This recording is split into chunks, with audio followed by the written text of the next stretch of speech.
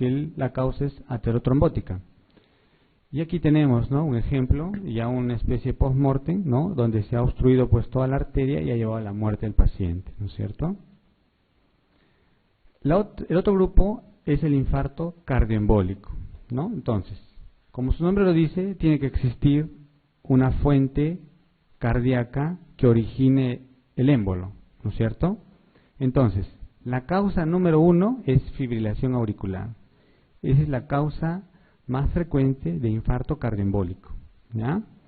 Luego puede ser también un trombo en un paciente que ha tenido un infarto cardíaco, enfermedades valvulares, ¿no?, mitrales, aórticas. En endocarditis bacteriana también podríamos tener infartos, ¿no es cierto? El infarto cardioembólico tiene ciertas características. Entonces, generalmente el cuadro clínico es bastante brusco, súbito y máximo desde el inicio, ¿no? Porque es una embolia que pues tapa una arteria, ¿no? Y el déficit neurológico es casi total desde el inicio, diferente a una causa aterotrombótica donde se va formando pues el trombo progresivamente y puede haber cierto tiempo en que el paciente haga todo el cuadro clínico, ¿no es cierto? En cambio la embolia es casi desde el inicio o en muy poco tiempo el déficit máximo, ¿ya? Luego, un déficit focal aislado, puede haber crisis epilépticas al inicio, puede haber pérdida de conciencia al inicio también, como les decía, el pico del déficit desde el inicio. Si es cardioembólico, puede haber más de un territorio afectado, ¿no es cierto? Porque el émbolo pues no va a ir solo a una zona, ¿no? Pueden salir disparados varios émbolos y pueden afectarse tanto territorio anterior como territorio posterior, ¿sí? Y puede haber además evidencia de embolización sistémica, ¿no? Puede haber, imagínense que el paciente de repente tiene un mixoma, ¿no es cierto? Y puede salir pues a piel, hacia riñón, cerebro, etcétera, ¿no? O sea, evidencia de embolia sistémica. En la neuroimagen, ¿qué vamos a apreciar, no? Si hacemos de repente resonancia, podemos ver múltiples infartos en diferentes zonas, ¿no? Puede haber infartos tanto superficiales como profundos. Puede haber con mayor frecuencia transformación hemorrágica. Esto es porque el émbolo obstruye la arteria y el émbolo se lisa, digamos, ¿no? Y esa reperfusión que ocurre en forma temprana produce hemorragia. Eso es la transformación hemorrágica. Obviamente, el paciente no debe tener pues evidencia de enfermedad aterosclerótica en grandes vasos, ¿no es cierto? Y lo que les decía, ¿no? Puede haber rápida recanalización, ¿no? Cuando se monitoriza, por ejemplo, a través de Doppler, ¿ya? Entonces, ahí está el corazón, ¿no? En este caso ahí tenemos los trombos, ¿no? Se disparan y, bueno, obstruyen una arteria, ¿no? La causa número 1, no se olviden, fibrilación auricular, ¿ya?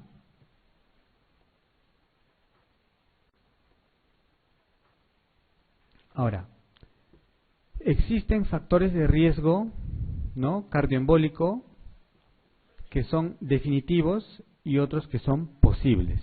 Por ejemplo, si el paciente tiene fibrilación auricular, es un factor definitivo de cardioembolismo, ¿no? Y ahí tenemos, por ejemplo, también las válvulas mecánicas, enfermedades reumáticas valvulares, que haya tenido un infarto cardíaco reciente, que haya un trombo en aurícula izquierda o en ventrículo izquierdo, ¿no? Estos son causas definitivas de cardioembolismo, ahí no hay dudas, ¿no es cierto? Ahora, existe una entidad que es la endocarditis trombótica no bacteriana, que se relaciona a cáncer. Pacientes que tienen cáncer pueden hacer una endocarditis, ¿no?, no bacteriana, ¿ya? Y esto puede seguir disparado y el paciente puede tener infarto cardioembólico, ¿ya? Puede ser, por ejemplo, un tumor como el mixoma, ¿no es cierto? Y obviamente una endocarditis bacteriana también podría dar cardioembolismo. Estos son causas de cardioembolismo definitivo, ¿no? Cuando encontramos esto, es fácil decir que es un infarto cardioembólico. Pero existen otras causas posibles, donde quizás no sea tan fácil de hacer el diagnóstico de un cardioembolismo, ¿no? Como puede ser, por ejemplo, un foramen oval permeable, flúter atrial, síndrome de seno enfermo, ¿ya? O prolapso de válvula mitral. Ahí no está muy definido que pueda ser o no cardioembólico. Entonces habrá que evaluar otras características en el paciente. Esta es una resonancia, ¿no?, en la secuencia de difusión, donde en esta secuencia los infartos agudos se ven hiperintensos, blancos, ¿no? Entonces, como ustedes ven, miren, hay infartos agudos en diferentes territorios. Este es territorio posterior, vértebro-basilar, ¿no? Y este es territorio anterior, ¿no? Y además son bilaterales, ¿no? Entonces esto es una imagen de un infarto cardioembólico. Igual que esto, aquí también ven imágenes bilaterales, ¿no? Entonces uno puede sospechar de que esto es un cardioembolismo. La otra etiología son los infartos lacunares. ¿Por qué ocurren estos infartos? Por microtraumatosis y lipohialinosis de las arteriolas perforantes cerebrales. ¿Se acuerdan que les mencioné unas arterias pequeñas, ¿no?, terminales? Estas arterias no tienen anastomosis, por eso es que su obstrucción genera un infarto. Pero como son arterias tan pequeñas, ¿no?, el infarto obviamente también va a ser pequeño. Esos son los infartos lacunares. Por definición, el infarto lacunar es menor de 15 milímetros. No se olviden, ya eso les podrían preguntar. El infarto lacunar mide menos de 15 milímetros. Ahora, como es un infarto tan pequeño y generalmente profundo, ¿no?, es lógico pensar de que no va a haber trastorno de función mental superior, o sea, no va a haber afasia ni desorientación, ¿no es cierto? No hay trastorno de función mental superior porque el infarto es pequeño y profundo, ¿sí? Tampoco hay trastornos visuales, ¿no? No hay hemianopsis ni cuadrantonopsis, nada de eso. Entonces, por clínica, ustedes pueden plantear de que el infarto puede ser lacunar. Y existen 5 síndromes lacunares principales: el motor puro, el sensitivo puro, el motor sensitivo, disartria mano torpe y ataxia hemiparesia. Esos son los 5 síndromes lacunares más frecuentes, ¿ya? Entonces aquí tienen un ejemplo, miren, este es una imagen a nivel del puente, ¿no es cierto?, de la protuberancia, y está el infarto, ¿no? Un infarto lacunar. En resonancia, vemos esta imagen, esta es una imagen en T2, vemos esta zona hiperintensa, ¿no?, en T2, en relación a un infarto lacunar talámico, ¿ya? Entonces, es lógico pensar que estos infartos, ¿no?, tan pequeños y tan profundos, no me van a comprometer funciones mentales superiores, porque las funciones mentales superiores están en la corteza, ¿no es cierto? Entonces, si hay trastorno, por ejemplo, de un infarto cerebral media, probablemente tenga trastornos de funciones mentales superiores, ¿no es cierto? O si tengo un infarto occipital, también puedo tener trastornos de funciones mentales superiores. Pero un infarto profundo no me va a generar trastorno cortical, ¿está bien? El otro grupo son los infartos de causa rara o de causa inhabitual. Entonces, estos infartos pueden ser pequeños, medianos o grandes, pueden ser corticales o subcorticales, en cualquier territorio, ¿no?, en un paciente que se ha descartado que la causa sea aterotrombótica, cardioembólica o lacunar. ¿Y en qué entidades se producen estos problemas? ¿No? Por ejemplo, asociado a enfermedades del tejido conectivo, infecciones, como por ejemplo en tuberculosis puede haber un infarto, ¿no?, o en cisticercosis también puede haber infarto, neoplasias, síndromes mieloproliferativos, alteraciones en la coagulación, ¿no?, los déficits de proteína C, proteína S, etcétera, me dan este tipo de infartos, ¿ya?, etcétera, ¿ya? Esas son causas poco habituales, un síndrome antifosfolipídico, ¿no?, un infarto migrañoso, eso. Entonces aquí tenemos, por ejemplo, estos son es un ejemplo de un paciente, dice que ha tenido infartos cerebrales por cisticercosis, ¿ya? Una vasculitis por cisticercosis que ha llevado a infartos. Rarísimo, ¿no es cierto? Pero puede ocurrir. Esto es un paciente que ha tenido infección por varicela zoster y también ha tenido infarto, ¿ya? Es una causa rara. Y el último grupo son los infartos de origen indeterminado. Nosotros tenemos un paciente que hace un infarto, le buscamos todos los factores de riesgo, no encontramos ninguna causa, ¿no? Entonces entra en este grupo, infarto de origen indeterminado. Y puede ser que hayamos buscado todo y no encontremos nada, o pueda que estemos en un hospital pequeño y no tengamos todos los elementos, ¿no?, necesarios para buscar una etiología, y será una etiología indeterminada por estudios insuficientes. O pueda que encontremos dos o más factores de riesgo y no sepamos exactamente cuál ha sido la causa del infarto, ¿no? Imagínense un paciente que tiene estenosis carotidia, que tiene fibrilación auricular, que tiene aterosclerosis, ¿no? Entonces no podríamos decir si es cardioembólico o aterotrombótico, ¿no? Entonces podría entrar también en este grupo, ¿ya? Esto es para recordar en el examen, ¿no? Esto que estoy señalando aquí en la parte superior es una parálisis facial central o periférica. ¿Periférica? Ya. ¿Aquí? ¿Central?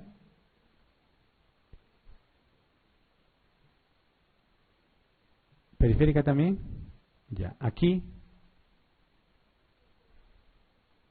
¿Central? ¿Aquí? Ya. Cuando se compromete el territorio superior y el territorio inferior de la cara, ¿no?, es periférico, ¿ya? Y cuando se compromete solo la parte inferior es central, ¿ya? Eso es porque la parte superior, ¿no?, tiene inervación bilateral, ¿no? Entonces no se afecta cuando es una lesión central. Si es una lesión periférica, sí se afecta todo, ¿ya? En la evaluación de un paciente con infarto, ¿no?, el examen de elección es tomografía, siempre. Tomografía sin contraste. ¿Y por qué se pide sin contraste? ¿Por qué no puedo pedir con contraste? Exacto. Esa es la idea de pedir la tomografía, ¿no es cierto? Nosotros con el cuadro clínico planteamos, ¿no?, esto puede ser un infarto.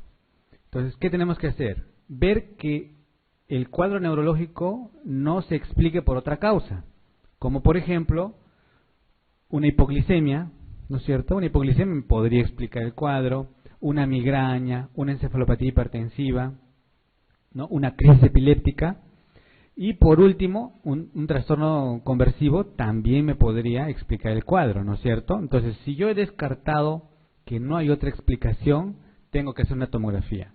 ¿Para qué? Para ver que no haya sangre. Esa es la idea. Entonces, yo no voy a ver el infarto en poco tiempo, ¿no es cierto? Cuando llegue el paciente, probablemente no vea el infarto, ¿no? Salvo que llegue pues ya después de 1, 2, 3 días, ahí obviamente voy a ver el infarto. Pero la tomografía se pide para ver que no sea sangre, porque a veces hay hemorragias pequeñas que simulan infartos, ¿no? Entonces el manejo es diferente. ¿Ya? Entonces, ver la tomografía y ver que no haya otra causa, otra explicación para los síntomas. Entonces, ahí vemos la tomografía sin contraste. ¿Pueden ver algo?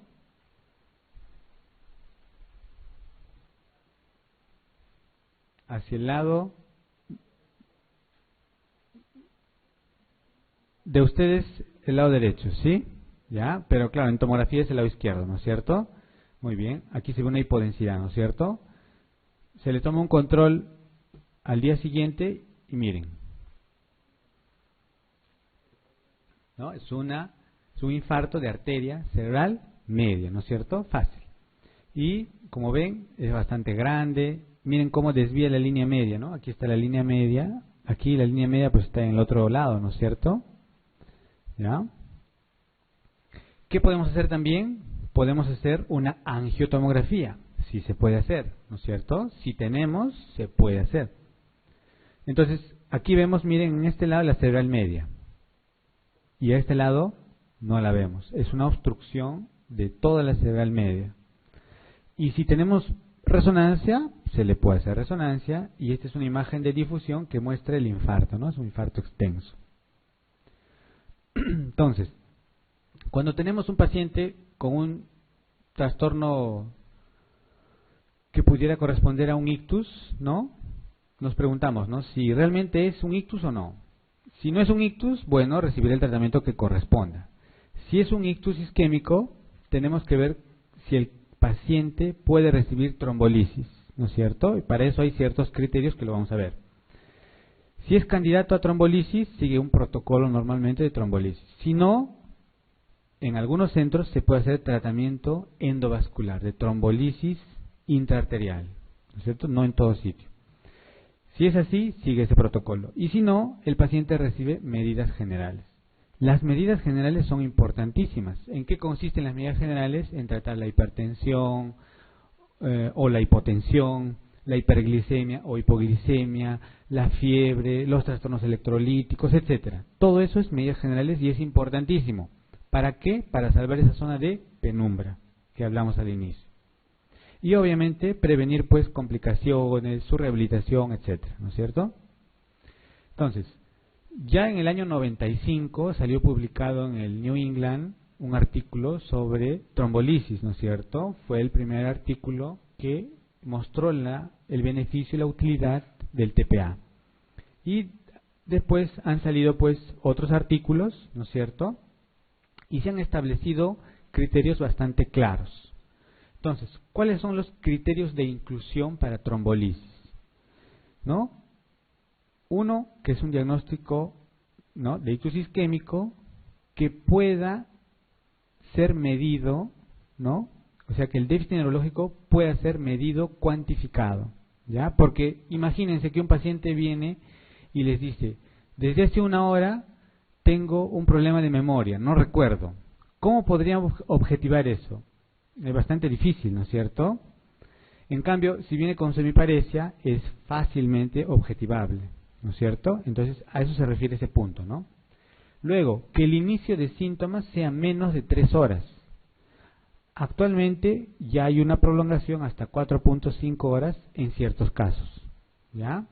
Y que el paciente sea mayor de 18 años. Y en general, menor de 80 años, ¿ya?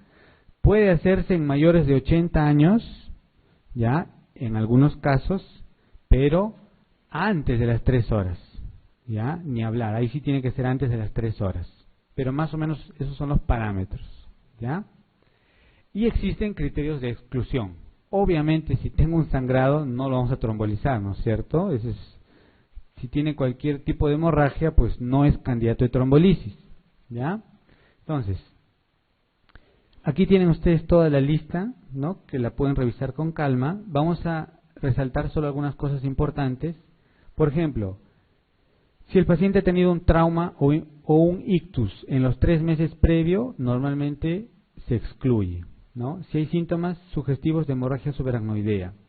Si tiene hipertensión con presiones mayores de 185 y 110 que no sean controlables, porque el paciente puede llegar con presión alta y ustedes le dan un antihipertensivo y lo bajan a menos de este rango y lo pueden trombolizar. Pero si no se controla, sí está contraindicado, ¿ya? Luego, obviamente si tiene un trastorno pues de coagulación, de plaquetas y NRC, tampoco se anticoagulan, ¿no? se trombolizan. Si la glucosa es menos de 50, tampoco, ¿ya? Porque se supone que la hipoglicemia podría explicar el cuadro, pero es fácil, pues ustedes le dan glucosa y debe revertir. Si no revierte, debe ser un infarto, ¿no es cierto? Y hay algunos criterios que son relativos, como por ejemplo que el paciente haya tenido crisis epilépticas al inicio. Ustedes saben que a veces las crisis epilépticas pueden dejar una parálisis, la parálisis de TOT, y eso podría confundir si es o no un infarto, ¿no? Entonces, si hay muchas dudas, pues no se tromboliza, ¿no? Pero si es una crisis asociada al infarto, pues se debe trombolizar, ¿ya? Entonces es relativo. Entonces, ¿cuál es el tratamiento del infarto? Entonces, Si el paciente cumple criterios de trombolisis, el tratamiento es eso. No importa la causa, se tromboliza, ¿no?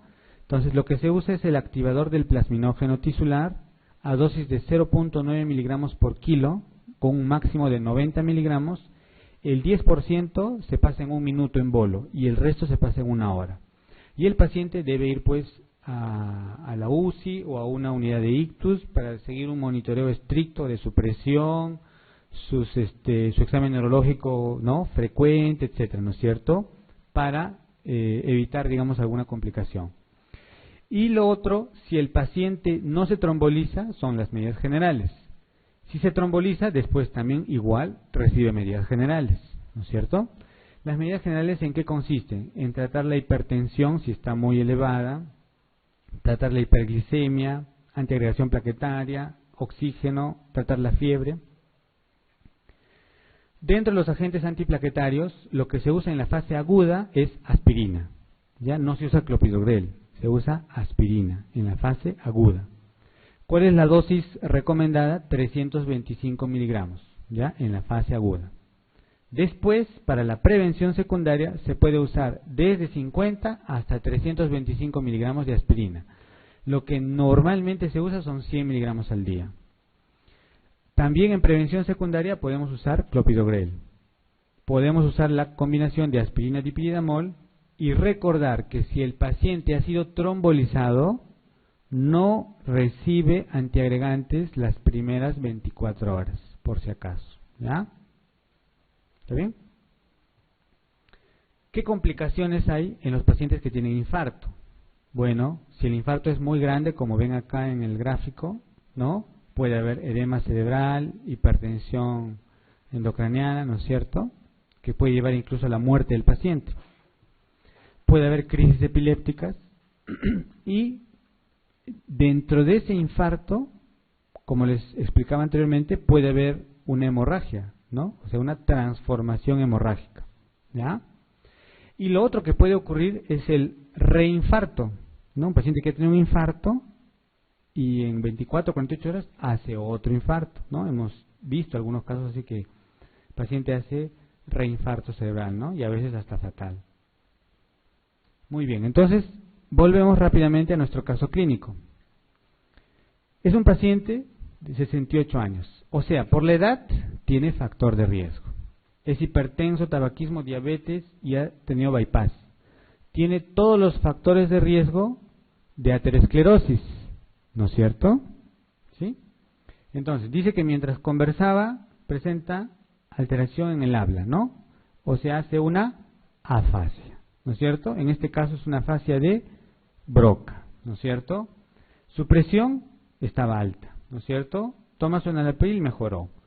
O sea, hizo un TIA, ¿no es cierto? Este cuadro es un TIA. Ah, ya.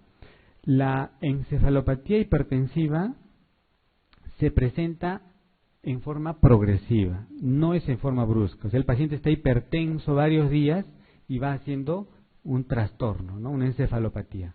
No es brusco, ¿ya? Ahora, es importante esa pregunta porque normalmente el paciente cuando hace un infarto, ¿no?, hace hipertensión, así no sea hipertenso. Es una respuesta del organismo para tratar de que esa zona isquémica reciba más sangre, ¿no? Entonces una respuesta, podríamos decir, fisiológica, ¿ya? Entonces el paciente que tiene un infarto, generalmente lo vamos a encontrar hipertenso, aun si no es hipertenso. Y luego pasan los días y ya la presión va disminuyendo.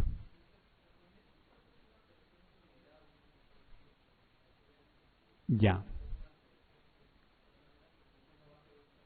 Exacto, ya, está muy bien. La presión, según las guías, ¿no?, las guías actuales, dicen que si es menos de 220 con 120, ¿no?, si es menos de ese nivel, digamos 210 con 110, no se trata, ¿ya? Se le deja así para que esa zona de penumbra reciba, digamos, mayor aporte de sangre, ¿no?, para que pueda recuperarse, ¿no es cierto? Ahora, los estudios actuales están mostrando que estas presiones son demasiado elevadas y quizás un mejor corte sea 185 con 110. Esos estudios todavía están en curso y probablemente en algún tiempo pueda cambiar esto, pero hasta el momento se mantiene en eso, ¿ya? Entonces, si el paciente tiene menos de 220 con 120, podrías observarlo. Claro que tienes que monitorizarlo, ¿no es cierto? Si es más que esto, se recomienda bajar la presión. Se debe bajar más o menos un 10 a 15%. Tiene que ser un descenso gradual, leve, porque si uno le baja bruscamente la presión, esa zona de penumbra se va a dañar, ¿no es cierto?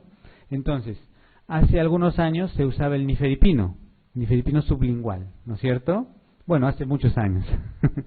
Entonces, se le ponía eso y pues eso te ocasiona un descenso brusco de la presión y por lo tanto mayor daño cerebral. Ahora está totalmente prohibido el nifedipino sublingual, ¿no? Y los descensos de la presión deben ser graduales, ¿ya?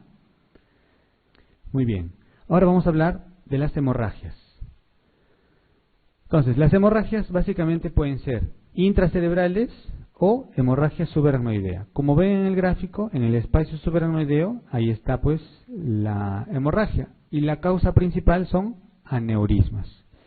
Y cuando ocurre en el parénquima es la hemorragia intracerebral. Hemorragia subaracnoidea, así es la imagen para que no se olviden, ¿no? Esta zona blanca, en tomografía hablamos de hiperdensidad, ¿no es cierto? Ahí alrededor del tronco, ¿sí? En los valles silvianos, ¿ya?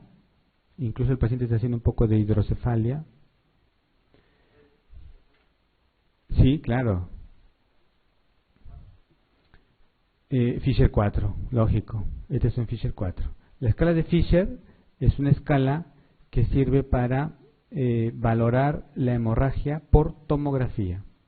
Y la escala de Hahn-Hess por clínica. Me parece que hay una lámina después para comentarlo. Bueno, las hemorragias pueden ser hemorragias lobares, o sea, en un lóbulo, ¿no? Podemos hablar de hemorragia frontal, hemorragia parietal, occipital, etcétera. En ganglios basales podemos hablar de una hemorragia en el núcleo caudado o una hemorragia putaminal, a nivel del tálamo, a nivel del tronco o cerebelo, ¿ya? Esas son las localizaciones. Las hemorragias representan el 10 al 15% de las enfermedades cerebrovasculares y, como habíamos dicho, hay los dos tipos, parenquimatosa y subaracnoidea, y la importancia de esto es porque la mortalidad es mucho mayor en las hemorragias, o sea, la parte inicial es más letal, digamos, en las hemorragias en comparación con los infartos. Una vez que pase esa fase, se recuperan mejor las hemorragias que los infartos, ¿no?